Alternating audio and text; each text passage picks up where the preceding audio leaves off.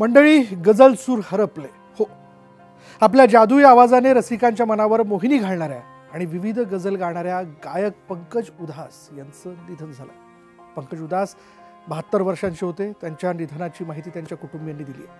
गाणी, गझल या प्रांतात स्वच्छंदपणे वावरणारा एक कलाकार काळ्याच्या पडद्याआड गेला. चिठ्ठी आई है ही त्यांची गझल तर अजरामर होती, आहे आणि राहील यात कोणत्याही प्रकारची शंका नाही. चांदी जैसा रंग हो तेरा, सोने जैसे बाल ही गझल ऐकून तर एक पिढी मोठी झाली. या प्रकारचं प्रेम व्यक्त करणारी गझल असो किंवा चिठ्ठी आई है यासारखी विराणी असो, त्यासाठी पंकज उधास हे कायमच स्मरणात राहतील.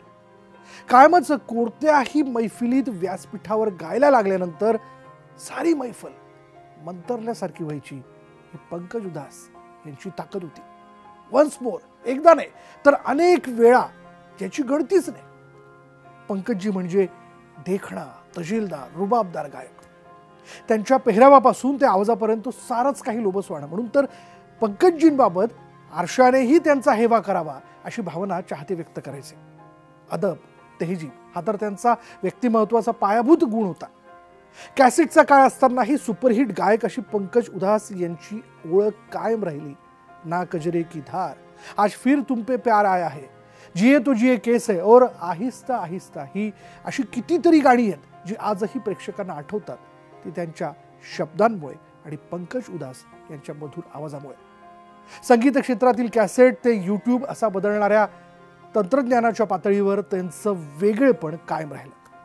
80 ते 90च्या दशकात ते भारतातील सर्वात लोकप्रिय गझल गायक बनले. त्यांनी त्यांच्या मृदू आवाजाने भारतीयांचं मन जिंकलं होतं. भारतातच नाही तर परदेशात देखील त्यांचा मोठा चाहता वर्ग आहे. त्यामुळे पुन्हा एकदा चिठ्ठी आई है ही विराणी गुणगुणत असताना पंकजजी आप कभी ना आओगे ही भावना फार वेदनादायी आहे. आपले गझल सूर कायम आमच्या मनात रुंजी घालतील. पंकज उधास यांना न्यूज 18 लोकमतची आदरांजली.